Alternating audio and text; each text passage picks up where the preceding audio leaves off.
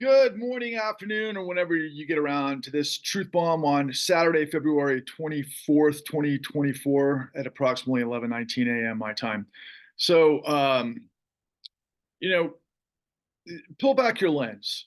Ask yourself, where do you fit in American society and what is going on around you and what is going on in the broader context of the world that all creates sort of ebbs and flows of things that have some impact on your personal life and where you are and what your current objectives are and how you fit that in with your sort of principled outlook or unprincipled outlook at what the United States is and what it's supposed to be. And try to ascertain a through line that can give you clarity and context into what you're looking at in terms of your life, in terms of where we are in the history of the world, in the history of America, and what is going to ultimately be in your best interest. So, just a couple of ideas in terms of figures to see where you might fit. I think to actually, and I don't know if this is accurate, it was a couple of years ago, but if you were to be in the top 1% of income earners, you have to be north of $400,000. I think your net worth for the top 1% has to be somewhere, and this is without debt, this is without, this is actual net worth, north of 5 million, $6 million, something like that. And that would be on the very low end of the 1%, obviously most of us just see in real time, what the top 0.1% are worth. And in the case of Elon Musk, I think it fluctuates between 150 to it was up to like 235 billion last year before a big run on Tesla. But now the stock market has rebounded and the stock market is flying. I think it's hit record highs. The S&P's hit record highs. And what might you attribute that to that's different than what the market looked like 6 months ago, what people were saying, and how does that impact you? Are you on the market? Are you one of the top 1%? Or are you trying to get there? Are you in debt? Do you have a lot of assets that you're trying to keep afloat? And how do you do that? Do you have one job? Do you have a career? Do you have many jobs? Do you have to go side hustle to maintain whatever it is that you have? Or have you fallen on hard times and you're buried under the rubble and you don't see a way out? Obviously, we have data and statistics on people that are in all of those scenarios, but sometimes all of those don't paint the picture that's accurate for what it is that we're in the midst of. And why is that important if you're looking ahead, particularly particularly as it relates to the 2024 election? Sorry, hold on one second. I don't know why I haven't tried that before. I just have to hit pause so you don't have to endure me trying to clear my throat. Um, so back to the task at hand. If you look at the 2024 presidential election, we really have two candidates. Obviously, we have uh, uh, of whatever's happening in South Carolina, primary in South Carolina with the Republican Party. And Nikki Haley is definitely not a challenge to Donald Trump's numbers. And so then there were two, right? And both candidates have pretty much locked this up. There is no democracy. It's just going to be a choice between current President Biden and, of course, former President Donald Trump and everything that demurs to. And what are their sort of visions for you, depending on where you fit and where you fit in. And obviously, I've covered in my truth bombs all of the scandal and criminality and betrayal and treason and all of those things associated with the Trump apparatus, both domestically and globally. And then Biden, as I've mentioned in many of my truth bombs, you have to have an understanding of the last 4 decades to have an understanding of Biden. And I won't relitigate that now. You can look in my truth bombs and maybe get more information than you could imagine on a lot of levels. But I'm trying to set the table to have you further explore what feels to me given the fact that we're in 2024 and the time period that's going to lead to a continuation of perpetuation of everything we've been in for the last 24 years. So it's really not new, except all of the problems are the same problems. They're only monumentally worse. And most of us don't have a clue of how the whole system works. So again, where do you fit in? Are you one of the top 10% that owns 93% of stocks in this country? And if you did, maybe you've done pretty good the last couple of months because, like I said, the stock market is redlining. It's through the roof. And why is that? Is that because suddenly the economy has just been, grooving and redlining, and everybody's new business and new orientation? Everybody's making more money than they ever have because they're making more money at their job. And no, it's a potpourri of a whole lot of different things. That's not the situation. There wasn't something like a brand new supply chain that figured out to be more efficient than what we've had previously. There wasn't some technological advancement that suddenly everything is, running 1,000% more efficiently before, even though a lot of people might put the world or the future on AI, which of course, like all new technology, can be good or bad depending on where you sit in the food chain. And AI is monumentally scary in the wrong hands. And that's part and parcel to a lot of things that are going on as well. But I don't think any of us would be surprised to learn that a lion's share of money, a lion's share of wealth is in the hands of the few. And if you don't know that, wow, good for you. I'm glad that you can live in a world that you don't have to know that. That's really cool. For the rest of you who do, then why is that? And why is it important to what it is that I'm been truth bomb riffing about? Well, if you've watched our truth bombs, which only, several hundred and at times a few thousand versus 10 to 30 to 40 million people that should be paying attention to these truth bombs because of the information that I have that answers all of the questions that I've already posed and then some.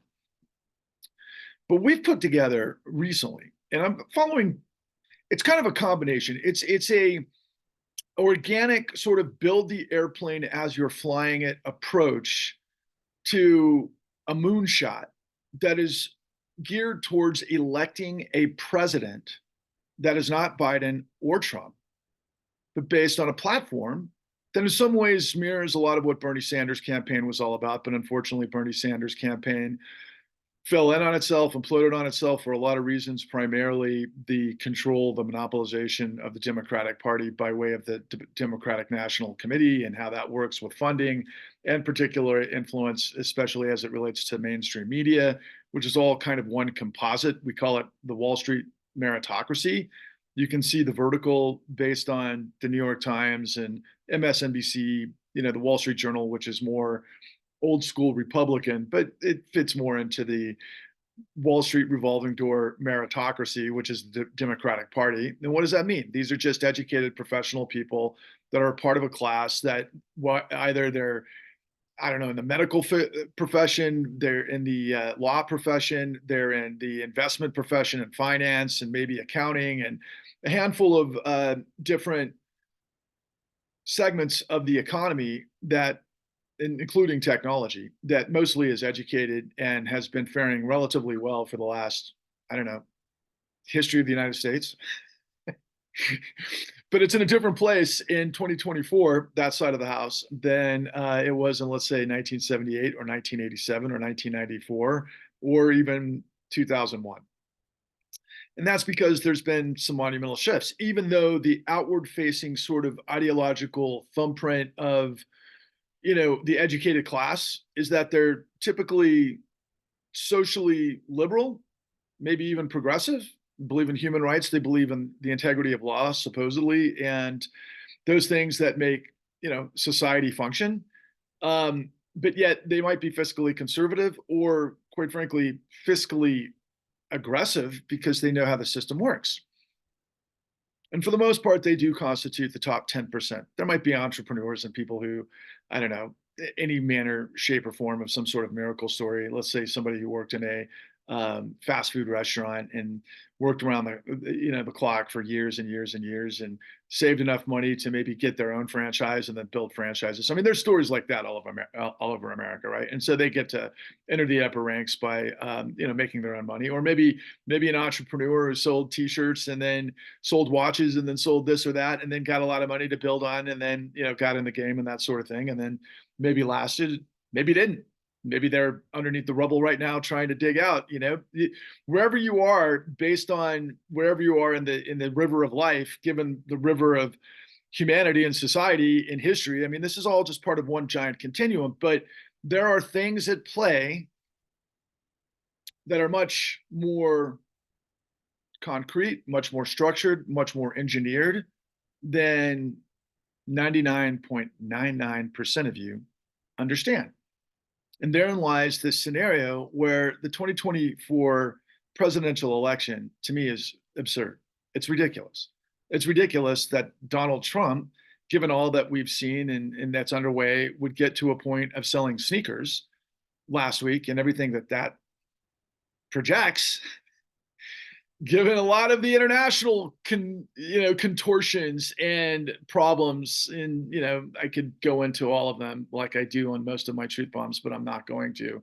I will mention Jared Kushner and Steve Mnuchin. If you don't know who they are, Jared Kushner is Donald Trump's son-in-law, and Steve Mnuchin is Donald Trump's former Treasury Secretary, both of which have made billions of dollars because of their proximity to Donald Trump, and from Saudi Arabia. And that's the mother of all conflicts of interest, and I dare say incredibly illegal and corrupt and treasonous at the same time, especially if we dug into it. But who's going to dig into it? Because the powers that be can barely, keep up with the things that are involved with Donald Trump. And that's the problem. Because at best, my friends, especially those of you, and I do have a lot of friends that do count themselves as a strain of MAGA, if you will, and I interact with them all the time, and they're really cool dudes, and I enjoy their company, and we have fun, and we can go drink, and we can, have fun and go see sporting events and things like that. And even though we don't like each other's sort of, I don't know if you want to call it ideology, but at the same time, funny, cool people can be funny and cool no matter what they know about the grand scheme of things. And unfortunately, am I a know-it-all because I'm some sort of I don't know, messiah? No, but I do know a lot about what I know about, which is what I'm trying to get to make you aware that in the 2024 election, the lesser of two evils approach is not going to fix the problems that we've had that are worse now than maybe ever before. Because when you keep stacking the deck and building a house of cards and stacking the deck and building a house of cards and not learning your lessons from previous mistakes, then you're going to fall again. Now, in the meantime, those that are riding the lightning and a part of the fear of losing out crowd, which we've seen, I think, at least 4 or 5 times in the last 2 years, where people like me have predicted a massive collapse and we've been wrong. I mean, we've been right, but we've been wrong because I'm right about what it is that I'm trying to reveal to you. And let's start and look no further than March of 2022. Do you remember what happened in March of 2022? It's about a year ago, right? It is a year ago. February, about to be March. What happened? Well, we had 3 of the 4 largest bankruptcies in American history that came from regional banks. Do you remember what those banks were? There were Silicon Valley Bank, yeah, SVB, and then a bunch of banks that were involved in crypto and other things, particularly commercial real estate. And there was a run, and there was an immediate leap into the fray by both the FDIC, the Federal Deposit Insurance Corporation, and the Fed, that at the same time, I mean, President Biden was speaking out of his mouth, in 2 ways at the same time, which is a trick. It said, we're not going to do bailouts. We're not going to bail these guys out for the mistakes that they made because of the interest rate increases that the Fed had been, doing over and over and over. And then suddenly there was major runs and investment panics and everything else, to the tune where I think there was $450 million in a 24-hour period that took flight from Silicon Valley Bank. And in the aftermath, the Fed leaped into action and guaranteed all of the depositors. And prior to this situation, the FDIC, since the Great Depression, although I would imagine that there was a change in terms of what the baseline was in terms of what the insurance FDIC could insure for all deposits, which was leveled at $250,000 per depositor. So let's say you have $5,000 in your local bank or in a national bank or whatever. That if there is a run, if there's a problem, if there's a mismanagement at the bank or whatever else, your deposits are guaranteed up to $250,000. So no problem. So that's why we learned after the Great Depression, we don't want Americans to do catastrophic runs from the banks because they can't trust the banks, because we want the financial system to have safety and soundness, because that's incredibly important to the economic capacity and engine and modeling and everything else that the United States depends on. But the nature of last year's run, because of interest rate hikes and mismanagement from the banks based on control fraud, quite frankly, a different deviation, but control fraud nevertheless. And control fraud is what we introduce you in my work at www.thecon.tv, which is a 5-part television series that lays out the details of everything that led to the 2008 great financial crisis. And for some of you, that might seem like ancient history, that you might not have even been born yet. And yet you're on Twitter and TikTok and you think you understand how the world works and all of the rest of it, but yet you don't know this stuff because it wasn't ancient history, what we reveal.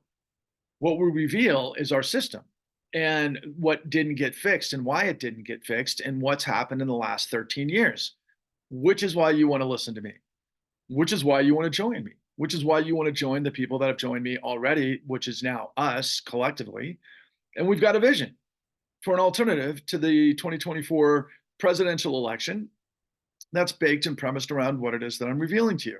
So what am I revealing to you? So I think we all, in the back of our heads, know something's wrong. I've heard it for the last 10 years that the system is rigged and we're corrupt. But I've also heard that nobody can identify how the system is rigged and who is actually corrupt, who did what, when, and how, and why. And we have so much information, so much noise, so much disinformation, a tidal wave of lies that come from every direction, whether it's mainstream media or independent media that responds to it. And you can't see the forest for the trees because they're like shining objects. They're just basically bait, and they're switching bait. And they basically are to take you down a path that for someone else's agenda towards a place that you don't recognize or don't understand. Because from years comes wisdom, and if you have to sometimes go through this stuff to understand how you can get played. But at the same time, you should have some common sense, because I think most of us, through social media and everything else, know that some people aren't in our best interest. And when you live in a society where lying is the point, which the more accurate term is deception, and what is the impetus for that? Diabolical big picture analysis to lie, steal, thieve, and deceive you for one purpose or another. And it could be for money, or if it could be for power. But for the past many, many decades, going back to the late 90s at least, of which Joe Biden was right in the center of, we reconfigured the way the law works as it relates to the largest corporations in our society, particularly the segment of finance, which is basically Wall Street. And we created legalized corruption. Citizens United is the other side of that, because the lowest return on investment you can ever make as a billionaire is into a corrupt politician to make sure that they can lie, thieve, and deceive without anybody getting up their ass. And that's what we're looking at. And the nature of the law for you at a very basic level is you can't steal an old woman's purse. And I think we all know that. And if you do, and someone catches you, you're going to go to jail. And you should know that it's wrong. What about if you, I don't know, go to a sporting event and you bought a ticket and you're in the nosebleed section and you're kind of a opportunist sort of person and you decide to go scuttle down to an empty seat that you see down in the front row because you can exploit that and you paid attention and you did your analysis and you got the data and you want to get a much better seat and you want to take a chance. Okay, but if you get caught, you're going to get in trouble because that's illegal, because it's another form of theft, because you didn't pay the $400 to sit in the front row. Now, are you taking advantage of an opportunity? Yeah, sure. And a lot of people of you might not see a problem with that, especially if you don't get caught. But if you get caught and the people that catch you might happen to be security and they decide to file charges, you're going to go to jail or pay a fine. Okay, does anybody not know that? All right. There's different degrees of theft. Now, broaden your lens to where you have an entire economic engine that's presumably capitalism. And capitalism, the most important basic construct of capitalism is risk reward. Money goes into anything of potential value to make money. That's called returns, or ROI, return on investment. And so if you have money and you decide to invest in a company, some entrepreneurial activity that you see is making money and they're offering you an upside on your investment, and you have excess capital to be able to do that over and above, if you manage your own life properly, whatever your spend is, whatever your nut is, as we call it. If you happen to be young and you have a young family and you're married, well, typically you've got to pay for your domicile, which could be owning a house if you take out a mortgage, or renting, which then of course you've got your utilities, and then you've got your entertainment, and you've got your budget for food and clothes and transportation and energy. All of those things have to go into a budget. And so the idea is you have to make enough money to pay for that. And if you have excess money, then you invest. Well, if you're like a lot of Americans who don't have a lot of patience, you don't want to wait. Sometimes you take risks and you gamble. And if you win, you're off to the races. If you lose, that creates a whole consortium of problems. And we all know what those problems are. If you've lived through that, you can wipe out, you can lose everything that's important to you, and you might have to start over. And that is actually a beautiful thing about our capitalistic system. There's a thing called bankruptcy. I used to always think of bankruptcy when I was growing up as the ultimate stain of failure.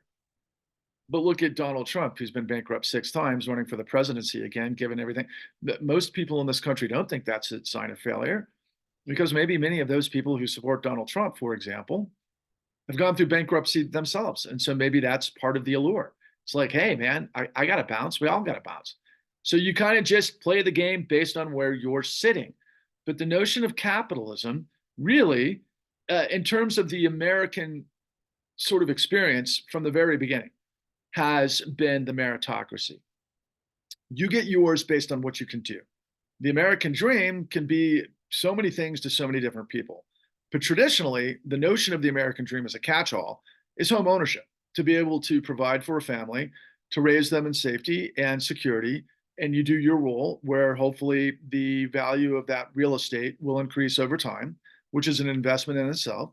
So you make money to spend money, to ultimately save money, to hopefully be on the upside of the ledger as you grow older, and hopefully as you get into your later years, you've managed yourself appropriately through all of the ups and downs, and you've come out on top.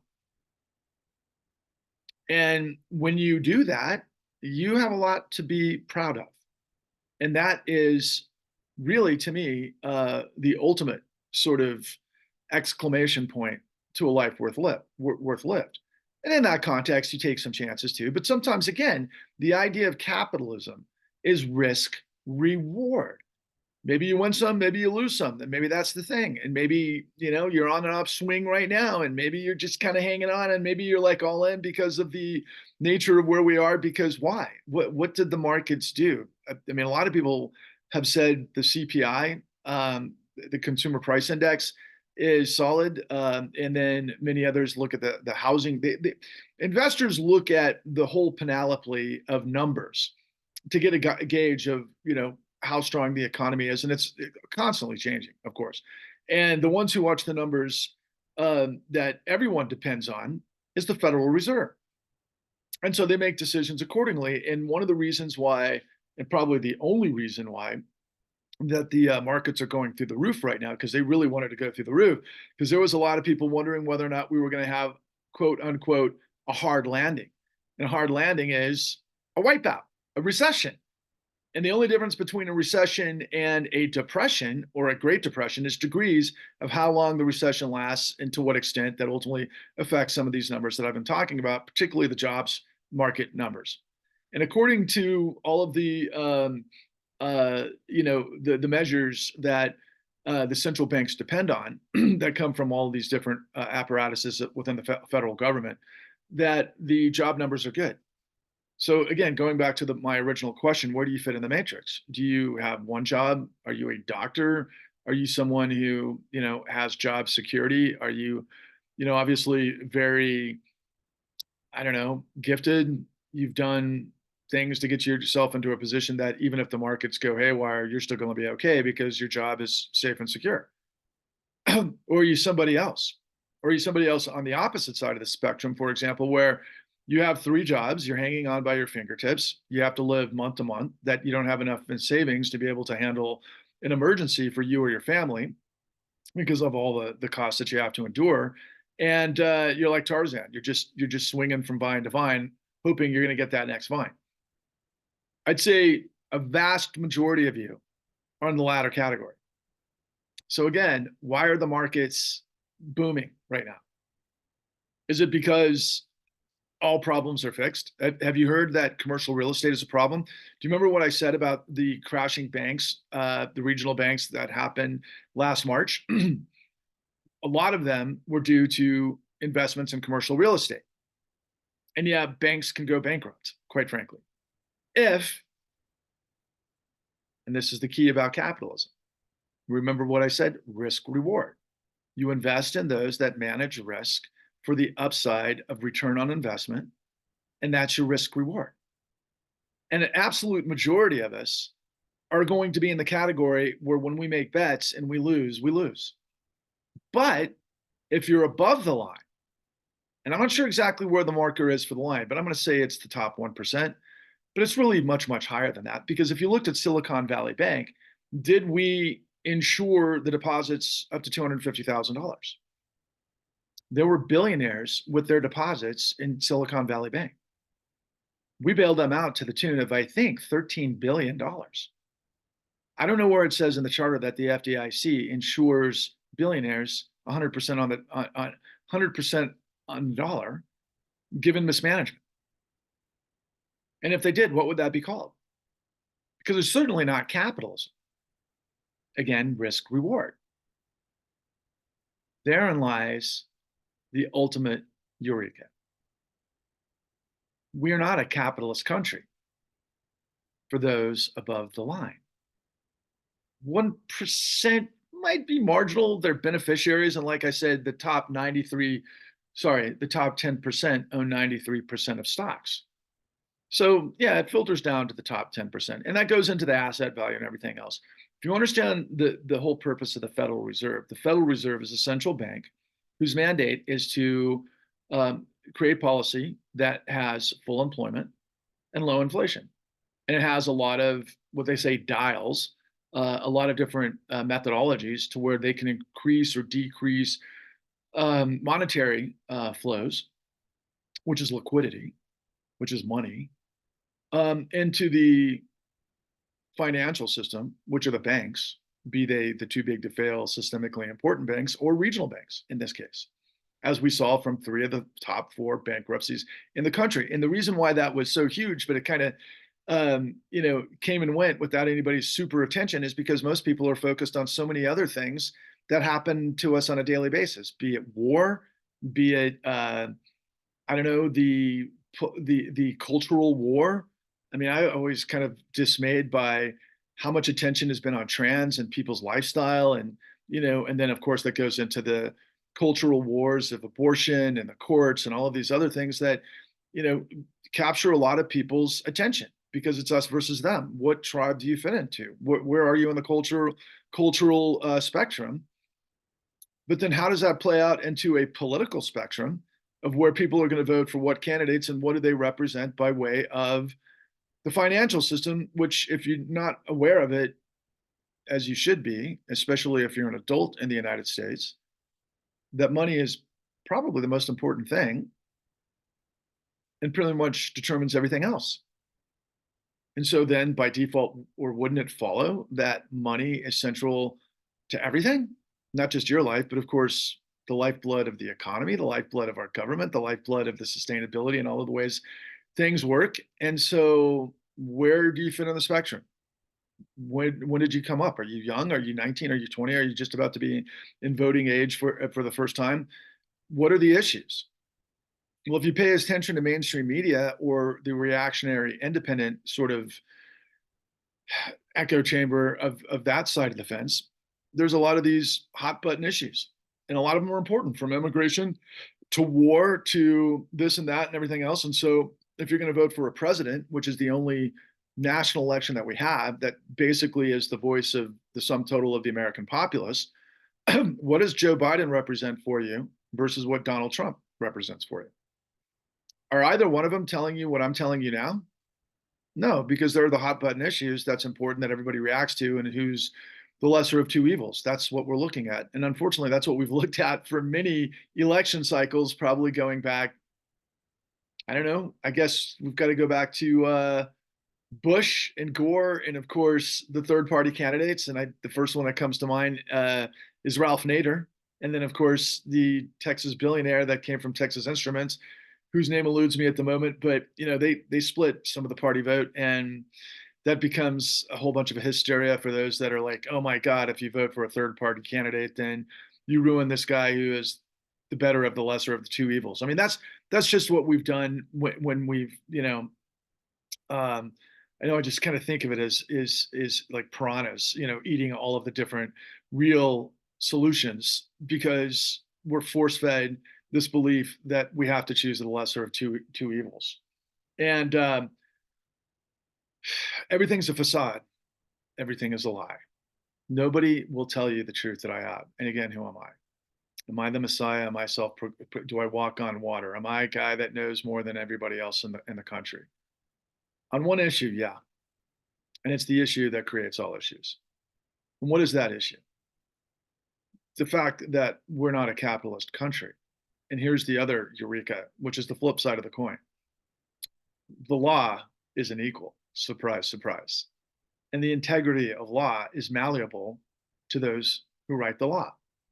And typically, those who write the law are getting paid by those who are benefiting from the system, so which they all get paid. And so one of my catch-all phrases is billionaires spend billions to loot trillions.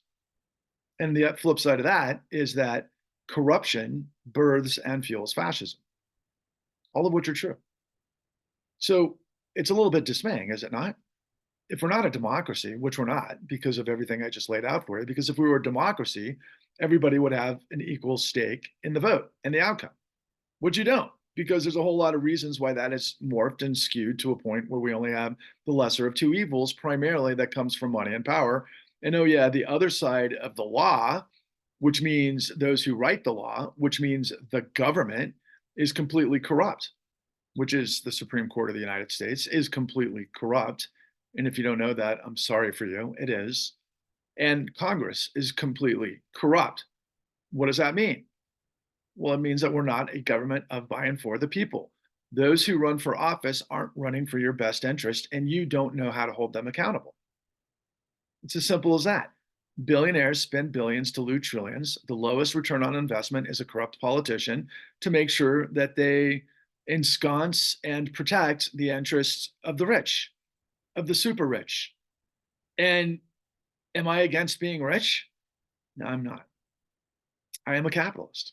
Honestly, I'm an entrepreneur. I'm a guy that understands capitalism as risk reward. And I understand because I'm a producer that you have to have capital to make projects happen. That's my world. That's what I've been in for my whole career. And that's the reality that I deal with.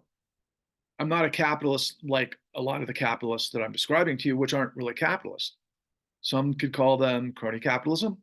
Some call them techno-feudalists. Some call them manner, shape, or form of financial capitalists.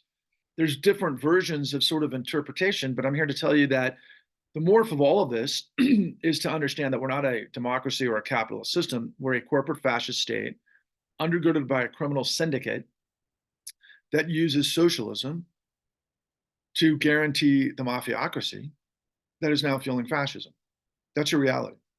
And I'm offering you an alternative to that because we're creating a movement and have been, and we need your buy in if you're somebody that this system doesn't work for.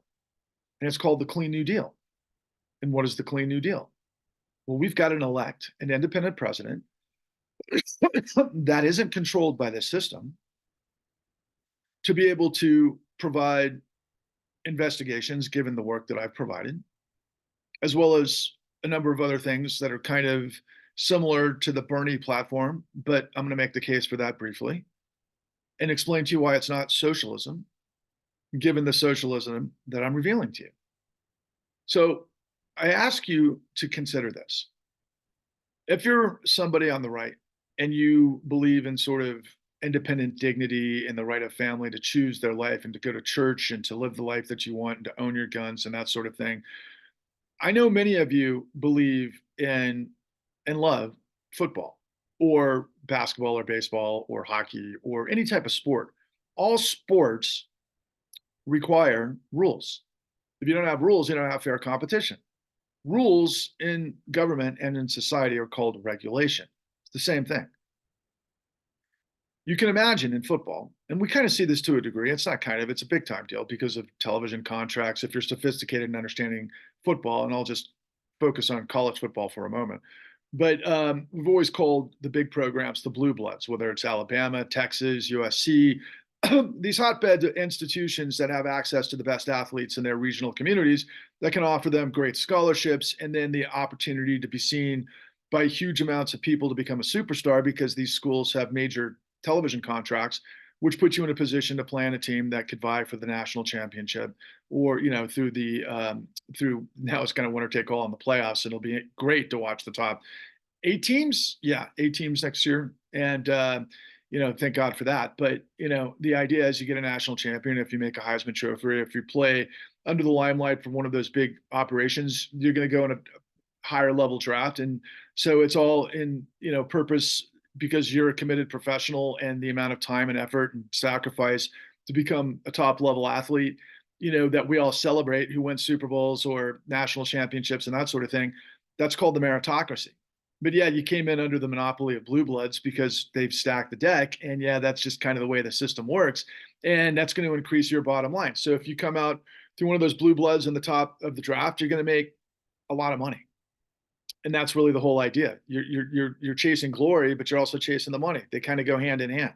Okay, so that's side of it. And by the way, we could talk all day, particularly in the NFL, where there's a lot of socialism involved with the NFL because they don't pay taxes and they do spread the revenue of all of the television contracts. But that's another story. But my point being, if you're in the mix, you're not getting a fair shake to be able to move up through the system. And really, the way the system worked in the old days, and it has, and it's supposed to, is you go and you get a college education, and maybe you get a higher education, and then you are more valuable to a company, and you get in the company and you move forward, and then through the meritocracy, you rise through the ranks and you get as high as you can. That's kind of the pathway, right? That would be called the meritocracy. And then again, going back to the way you earn your money, and then the way you spend your money, and the way you invest your money, that's freedom, and it's also vis-a-vis capitalism to grow your wealth. At least that's the idea. But what happens in our society and what's happened since 2009, and the reason I've laid out what we are as opposed to what we think we are, is to reveal this, is that it's all a myth. It's all smoke and mirrors. It's all a lie. And what's the lie? Well, that we don't have a capitalist system because there's no risk reward, because the Federal Reserve has come in and provided a lot more support for the billionaire class than anyone else. And we're stuck in that situation and have been for going back to the 2008 great financial crisis, which is why you need to watch The Con at www.thecon.tv, which gives you the blueprint of how the financial industry and real estate hyperinflates assets through liar's loans to basically create a situation of sawdust to where everybody in the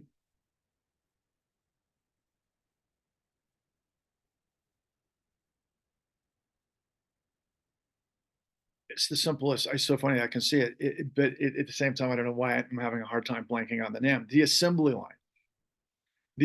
line of the industry. Everybody was getting a fee for lying, stealing, cheating, and deceiving for themselves for the upside because they were incentivized to do so.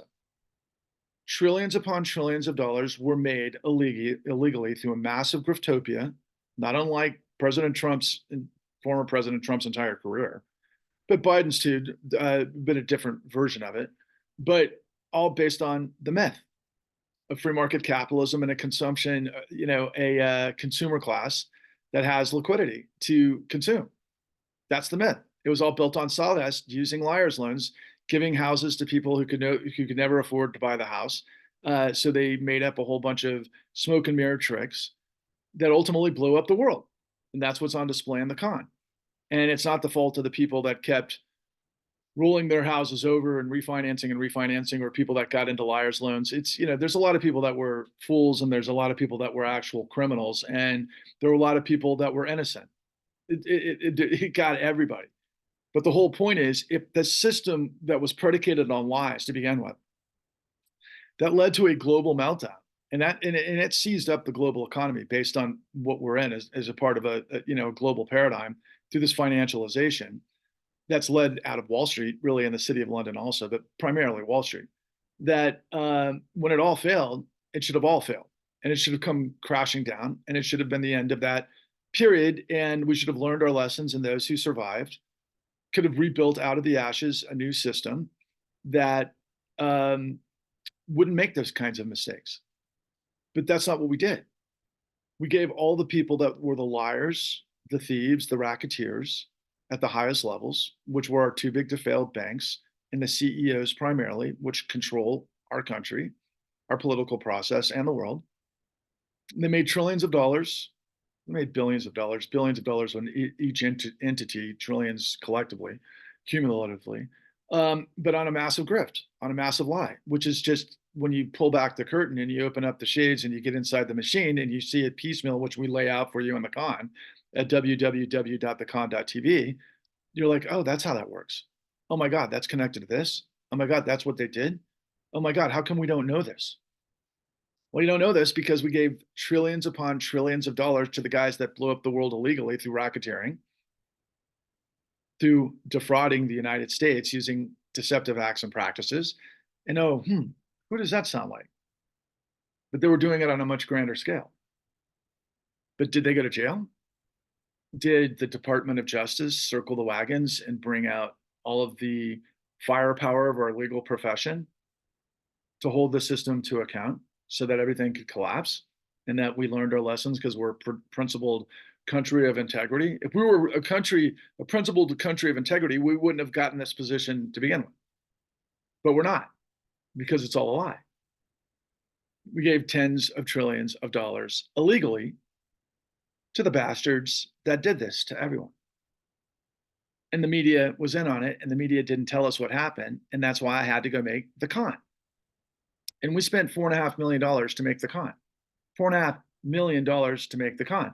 And if it was a capitalist country where the truth actually mattered to the American people, I would have been extremely successful. But nobody wants to know the truth because we're all living a lie. So don't for a second act like you care about democracy. Don't for a second act like you care about free markets, because they don't exist unless you do. Unless you're thinking to yourself, why hasn't anybody else told me this story?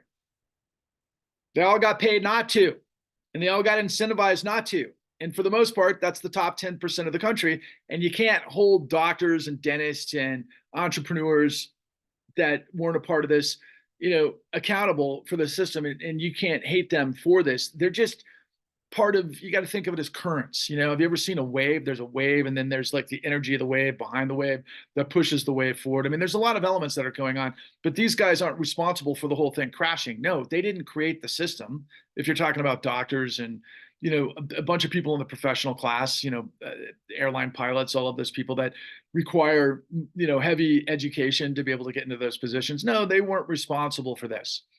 But do they play the game? Yeah, they're the ones benefiting from this now. Why is the S&P, why is the market through the roof right now? Because the Federal Reserve announced that we're going to have 3 rate hikes, or excuse me, reductions in interest rates over the course of 2024. So all of the investors are on it, and everybody's booming, and that's what creates bubbles on top of all of the problems that we've already had.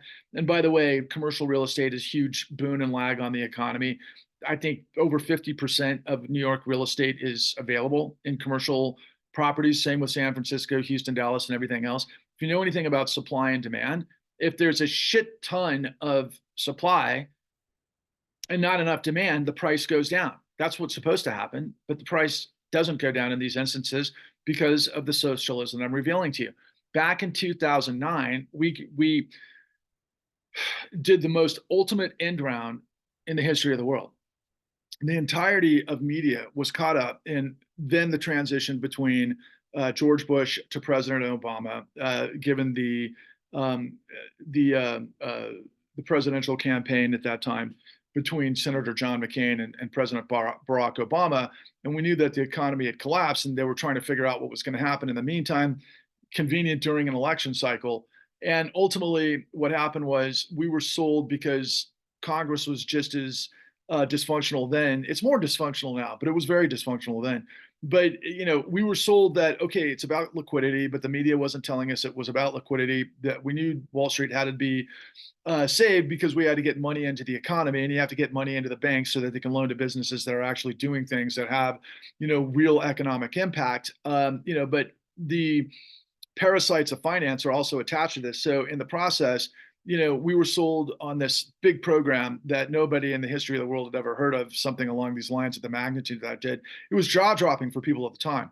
We had what was known as the Troubled Assets Relief Program to the tune of $750 billion. It was actually $700 billion, and then it was another 50 billion during the transition of Obama through the making the Home Affordable Modification Program, HAMP. And so it's 750 billion total, and then there was another, investment, not investment. What do we call it when you kick the economy higher? Anyway, I'll come back to it. But the nature of this whole grift was that everybody was focusing on this like once in a lifetime endeavor by Congress, because the way it works in our financial situation is that we're a fiat currency, and there's two sides of the house. You've got monetary policy, which is all the things baked into finance, and then you've got fiscal policy, which is the government, which can create any budget that it wants, whether it's war, whether it's funding for emergencies to devastation and everything else.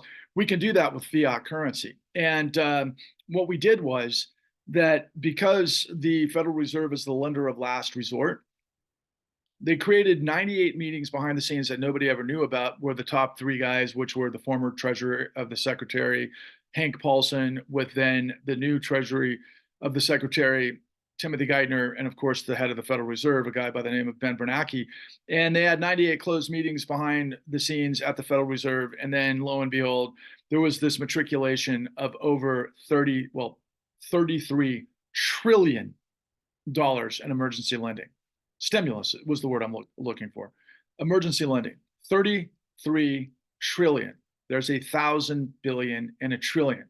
So the smoke and mirrors was government through a corrupt and a complicit media. That includes all major media that later Donald Trump would say fake media, and he wasn't wrong about this part of it, even though he was a big player in it himself to a certain degree, much less than this though. Nothing in history ever came close to this. $33 trillion was given to this small group of financial interests that make up what we call Wall Street, with too big to fail systemically important banks and hedge funds and asset managers and private equity. And they all cannibalize the economy. They all cannibalize real production. That's part and parcel to moving and shifting, production to Asia and energy coming from different parts of the world. And these guys play middlemen at big levels, which they've hollowed out the middle class, which all of you that are below the 90% mark have been completely destroyed by. Well, we've given tens of trillions of dollars to the top 10%, but the top 10% are beneficiaries of it. We've literally given it directly to the gatekeepers, those that control the situation, their financial system, to basically benefit billionaires. That's why billionaires spend billions to loot trillions. And what does that sound like to you? Does that sound like capitalism? If mistakes, even made in racketeering, which is illegal, and organized crime on a global level, can I repeat that? On a global level, if that's guaranteed by the full faith and credit of the United States, what does that make us? Not us collectively, because we're not all the beneficiaries of it, even though most people would probably argue, well, if you let the system go down, everybody goes down. But what is capitalism? We're not a capitalistic country. Would I argue that we had to have emergency situations to save the vast majority of Americans from being destroyed by something that they weren't involved with? Yeah, I actually do. I really do. And so what would be the remedy? Well, you hold the bad guys accountable. The guys that did this, you basically rip them out of their ivory towers, you throw them in jail, and you take back all of their ill-gotten gains, which is theft and deception. And then you basically brand them with shame for the rest of their careers, and you make it clear that you're not going to get away with murdering the American dream, which is what they've done.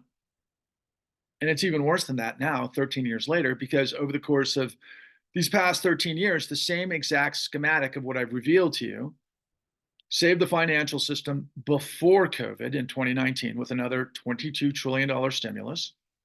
And then during COVID, I still don't know how many trillions were effectively put in play, but I can tell you this, especially when those in the investment markets are like, oh my God, the thing that's killing us in the supply chains and the inflation is that we created socialism. We gave people $16 checks, $1,600 checks for a family to stay home, which of course, you can't really afford to live on it 1 month, let alone pay for your groceries and your rent and your insurance and your health insurance and everything that comes with the cost of life for $1,600, especially if you have a family. That created the inflation, and that's socialism. I can tell you, I've seen some numbers based on a guy who does this podcast called Best Evidence, that the equivalent of most people got like $1,600 checks that had children. And the top 1%, he did the analytics based on the stuff that he got from the Fed through the St. Louis Fed and everything else. And I can't remember all the details of how it turned out, but the top 1% got the equivalency of about $980,000 in assistance, the top 1%. And I guess it was all based on, criteria of collateral and different investments and tax, category and all of the rest of it. They got the equivalency of $980,000 to your $1,600 during COVID. And that was just on that stimulus. That had nothing to do with the real stimulus, was the endless amount of money into the financial system that created hyper growth in specific stocks, particularly meme stocks, and then other stocks like Tesla that would increase the net worth of, these billionaires like Jeff Zucker and, Elon Musk and others, like threefold, right? During a time where the world basically ceased to function. And that happened for 2 years. And then we saw real estate markets boom because of the same tricks and deception and fraud that took place in what we show you in the con. It was section 2, or version 2, the second act in the COVID time period, because we just gave everybody above the line a lot of money, and they invested in those things that they can manipulate and control. And by the way, which are guaranteed in the real estate market, because we had, in addition to the trillions upon trillions of dollars of stimulus in these supposed loans, which that's another trick in itself, that aren't really loans, it's just free money into the hands of those that are the gatekeepers of this whole thing. But on top of it all, the Federal Reserve has been purchasing massive securities to the tune of like $180 billion a month for mortgage-backed securities. And I'm not sure if that included commercial-backed securities or not, but there was stimulus for buying commercial buildings. That's why we've created all of this massive growth in cities around the United States that make it look like, hey, wow, things are freaking cooking. You know, there must be some serious growth in tech. There must be some serious growth in something that everybody can afford new buildings and that there's new office space. Meanwhile, everybody's at home. You get it? Do you see it? Do you understand it? It's theft. It's corporate fascism undergirded by a criminal syndicate that uses socialism to guarantee the mafiocracy. This is a mafiocracy. The financial system is a mafiocracy. How do I know? Watch the con. And it's for every category of commodities that exist. They all operate the same way, slightly different, but same methodology. And there's no risk because it's guaranteed for those above the line. What the banks were saying after the last collapse is you've got to get into the top systemically important, financially important institutions as fast as possible because you're guaranteed by the government. So take as much risk as you can, build as much and finance as much as you can. Meanwhile, the guys that are in the inside of this situation, they make money like hand over fist through fees by creating liar's loans in every direction. And it's guaranteed. So money does grow on trees, just not for you. So we've got to get a presidential candidate that is not in on the game, that comes from this group of Americans that I think is probably north of 130 million people, and picks up all of the information that we has and champions it to build the following foundation and campaign. Because of all of the theft through socialism for the rich that has destroyed everybody through criminal racketeering, we have to get a hold of that, which is to present a massive independent investigation led by a president with the information that we have that's going to, for those of you who support Trump, realize what the government's already doing by way of Trump.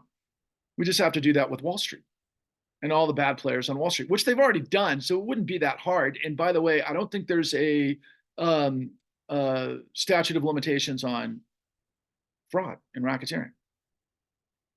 There's more to it than that, of course, but it just have to be a critical mass of people that want to hold this thing to account. And we've got to lay out the ultimate eureka that none of these candidates and nobody in media, particularly in the independent media, nobody's going to tell you this, that $70 trillion has been looted from the system for this system for the benefit of the top 0.1% and maybe the top 10% that none of you are beneficiaries of. And they've got you on the gerbil wheel from hell to where you can collapse at any moment, and you will. And they consider you expendable. You need to get to where I got over 13 years ago, where I said, chances are, well, I'm not expendable. Chances are you're not either. But I know who is expendable. The bastards that are destroying us. And there's nothing more American than turning the tables on evil. And this is evil. I mean, do you have another definition for evil than people that are diabolically committed to grift, to raping you? It's pretty fucking evil.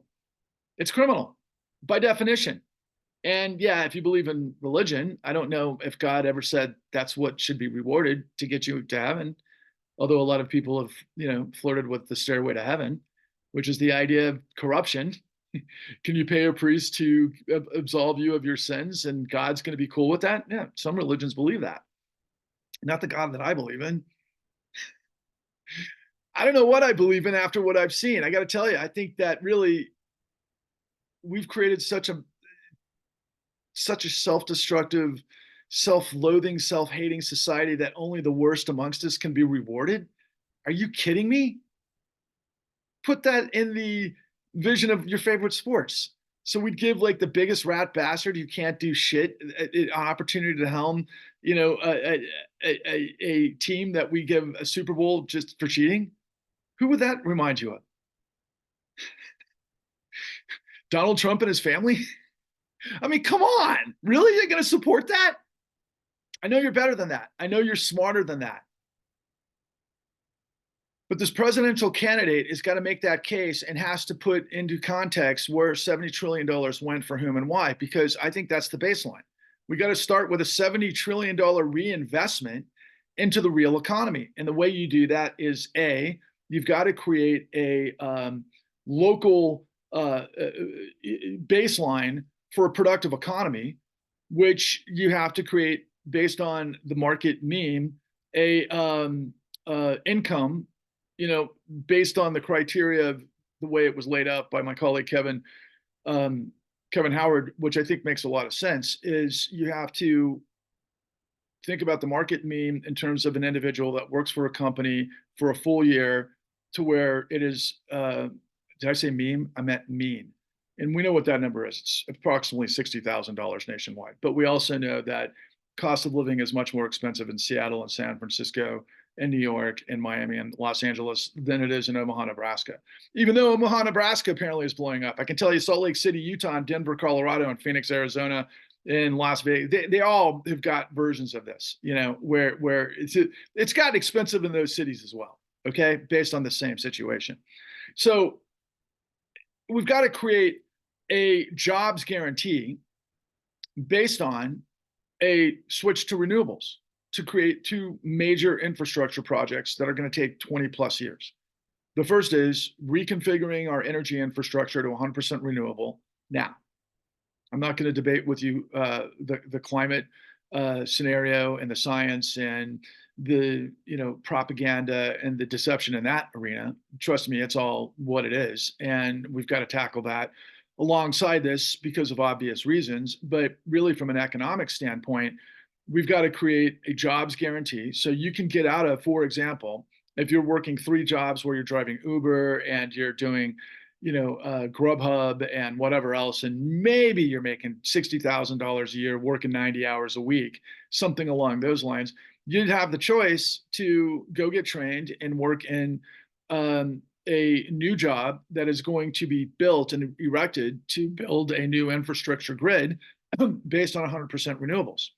And then all of the investment capital that goes into that to further just recreate what our energy paradigm is. To basically free ourselves from fossil fuel dependence. That's first and foremost. That's not to train wreck jobs in fossil fuel. That's to transition those that are in fossil fuel and transportation and everything that paradigm exists, just a different energy. It doesn't matter what the energy is from as far as you're concerned. You just want income. Is there a difference for you between oil and solar? I mean, maybe you like the idea of being around roughnecks. And I grew up in Texas, and my entire family was in oil and gas. So I know what it's like to be an oiler. And I used to have incredible pride. But I understand the science, and I understand that there's just as much labor and there's just as much roughneck going into building solar, solar farms as there is into, drilling for oil or gas. And same with windmills and same with geothermal. In fact, geothermal is the exact same for drilling for gas, if you want to know the truth. So it's just a transition to a new energy, but it's a new energy paradigm that brings up the energy grid that enables us to have 100% renewable as quickly as possible. And then we have a jobs guarantee where the baseline is the market median income of what it is now, which is 60,000. So you can have the opportunity to work in a new productive industry that the world and the country needs. So you can certainly feel patriotic about that, but where you can actually provide for a family. Yeah, that's step one. Now, step two is we have thought about the nature of, like Bernie had introduced back in 2016 and again in 2020, in which Biden actually just did a piece of where 150,000 people received debt forgiveness for student loans. Now, I know this is a touchy subject, and I am one because I don't have student debt. I never had student debt. But I do know a lot of people personally that got themselves through medical school and veterinary school, and people who became MBAs that took out student loans to do that. And they lived close to the vest, and they didn't make a lot of mistakes, and they didn't take a lot of chances, and they got through their education, they paid back their student loans, and they worked through the system. By the time they got in their 40s and now 50s, they're in the top 5%. And some of them that I know are in the top 1%. And it's a mantle of pride that they did things the right way and that they made the right choices. And a lot of these people say things about people who took out, loans on, let's go say getting, I don't know, a master's in English or something, as that's their mistake. But I can tell you, we need people that are smart people, brilliant people that get higher level degrees in literature and in English and things, and they do have a lot of capacity in society, and they become directors of communications and things like that for corporations that have a lot of interest for big money. Quite frankly, not all of them. Some of them become teachers. And if you become a teacher, by the way, maybe you don't make enough money to actually afford all of the inflated assets in the world to afford a house or to afford, really groceries and everything else. You're squeezed. And so you can't be a part of the consumption economy, even though the myth around the world is that we have the largest consumption economy on earth. Why is that? Because of debt, because of credit card debt. Many people take out many or go do many jobs, the side hustle, to pay off credit card debt, to maintain their credit rating so that they can have more debt. And they just keep fueling and being on the gerbil wheel where they can't get ahead. Considering the $70 trillion that was stolen by criminals that are above the law, that betrayed the United States, we have a little bit of money to create student debt forgiveness. We do. And that would happen under this plan for the Clean New Deal. And then further, we have to create debt peonage. Now, the nation has got to undergo the same sort of situation we've done for 13 years in the financial industry. The financial industry just rolls over debt. The federal debt is 33 trillion. The debt on the balance books at the Federal Reserve is 11 trillion, way beyond anything that it's ever been in history. And that's because we roll over debt. We keep financing our government to, not just government, financing our entire economy through the middlemen that are stealing and looting from us, who get free money because it's socialism, that then buy government through the lowest hanging fruit of ROI into corrupt politicians, so that it's a country of, by, and for the corrupt corporations, as opposed to of, by, and for the people. So to break that, you have to have the knowledge of what they've done. You have to have the knowledge of what they got away with. And then you have the knowledge that what we have to do to create a productive economy through productive capacity.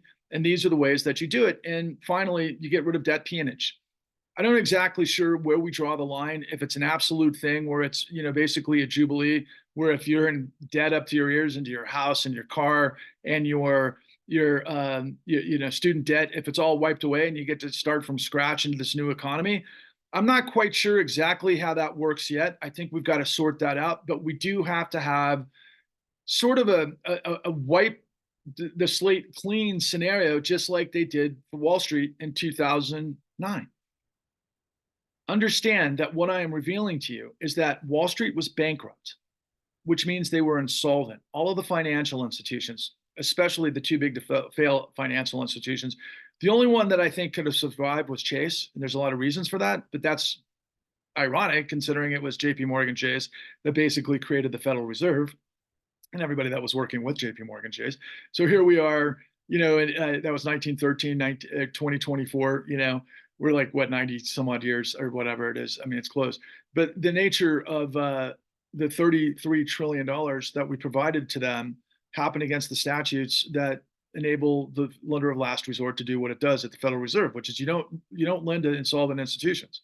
They hyperinflated the collateral at 100 cents on the dollar that was worth nothing, and then absorbed it through quantitative easing, where then former Secretary of the Treasury Timothy Geithner said the American people are going to be foam on the runway for the crashing financial system. Again, I'm not expendable. Chances are you're not either. But you are expendable when you decide that you do not want to understand that which controls everything.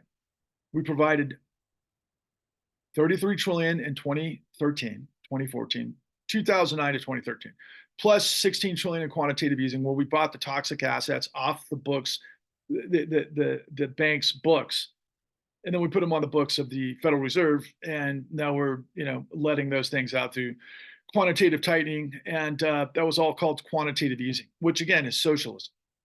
And economists might try to sell you that there's a difference between monetary policy and fiscal policy, and there is, but not here with the quantitative easing. There's a complete overreach because of purchasing the revenue streams of the toxic assets.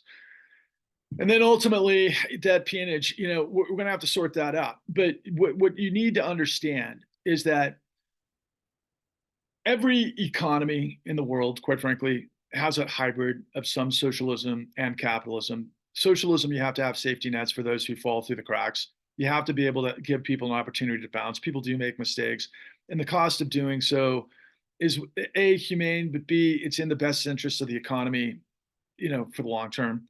It really is. If you want a burgeoning middle class, and it's fair, it's more fair than people who create this facade of a consumption class through all sorts of deceptive acts and practices that facilitate a liar's economy that is guaranteed by the full faith and credit of the United States for the uber rich.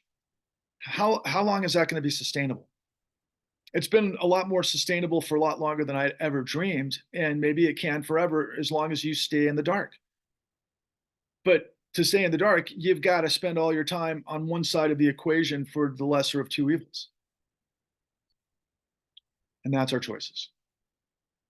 So if you want to change the paradigm, if you want to change your life, if you want to join a movement of exodus from corruption to create the redemption, the resurrection of the American dream for liberty and justice for all, based on the integrity of law, for a country of, by, and for the people, if that's who you are, and you believe in a functioning, dynamic society of freedom and liberty and justice for all based on the integrity of law that holds power to account, because absolute power corrupts absolutely, because when a group of men discover plunder, they create a legal code to authorize it and a moral code to glorify it. If what I am saying wins you over, then don't hesitate to share me. Don't hesitate to reach out to me. Join me. Discover what I've laid out there, which is the $33 trillion truth that took $4.5 million to produce, which is a hell of a good ROI if only the truth mattered in the United States. If you don't want to be one of those Americans that all you do is buy or lies, then grab hold of the truth. I'm throwing you a lifeline. I'm not the savior. I'm the messenger. The savior is the truth. Please like and subscribe and share. Please reach out to me.